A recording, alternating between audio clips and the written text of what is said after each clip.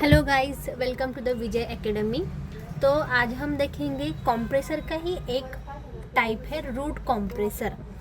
तो इसको हम रूट कंप्रेसर भी कहेंगे और लोब कंप्रेसर भी कहेंगे।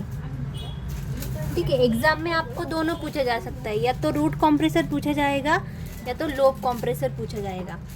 तो उसके बाद यहाँ पे मैं मेन पॉइंट्स लिखूँगी। तो वो मेन पॉइंट आप याद रखिए जो आपको एग्ज़ाम में लिखने हैं। तो रूट कंप्रेसर या लोब कंप्रेसर को हम पॉजिटिव डिस्प्लेसमेंट कंप्रेसर कहेंगे। उसके बाद आते हैं हमारे पार्ट्स। तो पार्ट से यहाँ से स्टार्ट करेंगे। ये तो इनलेट पोर्ट हो गया, फिर ये आउटलेट पोर्ट हो गया। उसके बाद ये जो शेडेड रीजन है इसको हम कहेंगे, उस शेडेड रीजन को हम कहेंगे केसिंग, और इसको हम हाउसिंग भी कह सकते हैं। फिर उसके बाद आता है ये दो रोटर्स। अब इसको हम या तो रोटर भी बोलेंगे या तो लोब्स भी बोलेंगे, लोब्स और रोटर।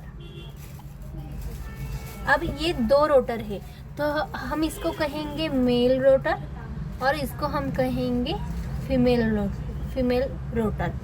उसके बाद इसमें ज़्यादा कुछ पार्ट नहीं है, और जो एक्स्ट्रा पार्ट है वो है मोटर जो इसके साथ अटैच्ड है इस रोटर को घूमने के लिए।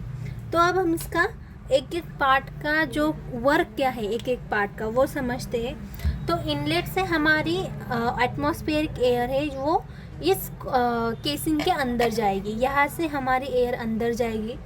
और मेन उसके बाद आता है हमारी ये दो रोटर्स। ये दो रोटर में ये मेल रोटर है और ये फीमेल रोटर है, तो दोनों घूमते हैं तब हमारा रोटेशन कंप्लीट होता है। तो इसमें क्या है, अभी ये जो रोटर है वो क्लॉकवाइज डायरेक्शन में मूव होगा, ऐसा क्लॉकवाइज, एंड ये जो रोटेशन है हमारा वो एंटी क्लॉकवाइज डायरेक्शन में मूव होगा। ठीक है, तो इस वजह से क्या होगा, इस डायरेक्शन की वजह से वो एयर जो है वो इसमें ट्रैप्ड हो जाएगी। फिर उसके बाद आते हैं हमारी केसिंग। जनरली केसिंग हम सपोर्ट के लिए यूज़ करेंगे और ये पूरी सिस्टम इसके अंदर होती है। फिर उसके बाद आता है आउटलेट। सिंपली आउटलेट से एयर बाहर चली जाती है। और मोटर जो मैंने एक्स्ट्रा पार्ट बताया था वो था मोटर। तो मोटर से सिंपली ये दो रोटर घूमते। तो अब हम इसका वर्किंग देखेंगे। वर्किंग सिंपल वर्किंग है। जब हमारा कंप्रेसर स्टार्ट होगा तब तो एटमॉस्फेरिक एयर जो है वो इनलेट से अंदर जाएंगी, तो वो इस केसिंग के अंदर जाएगी। और केसिंग में क्या होगा, मेल और फीमेल रोटर के बीच में ये जो हमारी एयर है वो ट्रैप्ड हो जाएंगी इधर। और ट्रैप्ड होने से क्या होगा, जब ये दोनों रोटर अपोजिट डायरेक्शन में मूव होंगे तब वो जो ट्रैप्ड एयर है वो यहाँ से फॉरवर्ड मूव होगी और इधर से, सपोज दिस इज एयर, ये फॉरवर्ड मूव होगी और यहाँ से बाहर जाएगी। अब जो एयर है वो यहाँ पे कंप्रेस नहीं होती, वो सिर्फ यहाँ से फॉरवर्ड मूव होती है। वो कंप्रेस किधर होती है, इधर आउटलेट पोर्ट में वो एयर कंप्रेस्ड होती है। Here it is the compress air. Okay, फिर वो आउटलेट से बाहर चली जाती है। ये सिंपल वर्किंग कंस्ट्रक्शन है हमारा रूट्स एंड कंप्रेसर का।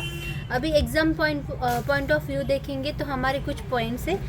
सबसे पहला ये पॉजिटिव डिस्प्लेसमेंट कंप्रेसर है, उसके बाद इसके दो रोटर्स है। ठीक है, फिर उसके बाद आता है इसमें कोई पिस्टन यूज़ नहीं होता, तो no piston here, piston no not. फिर उसके बाद इसमें टू और फ्रो मोशन भी नहीं होता, टू एंड फ्रो मोशन भी नहीं है। फिर उसके बाद आता है हमारा कंटिन्यूस एयर सप्लाई। इसमें कंटिन्यूस एयर सप्लाई होगा। ठीक है, this is our exam point important points. अब इसके एप्लीकेशन देखेंगे, डिसएडवांटेजेस एडवांटेजेस आप देख लीजिए, मैं सिर्फ एप्लीकेशंस बताऊंगी। अभी रियल लाइफ एप्लीकेशन कौन कौन से हैं, सिंपली इसके एप्लीकेशन है सीवेज ट्रीटमेंट प्लांट और सीमेंट इंडस्ट्रीज। तो generally root compressor cement industry में यूज़ होता है। फिर उसके बाद आता है ब्लास्ट फर्नेस। ये ब्लास्ट फर्नेस में भी यूज़ होता है। और उसके बाद सीवेज ट्रीटमेंट प्लांट मैंने तो बताया, ये 2 एप्लीकेशन मैंने बता दिए। तो ये है हमारा पूरा रूट कंप्रेसर। तो अगर आपको वीडियो पसंद आए तो लाइक शेयर सब्सक्राइब कर दीजिए।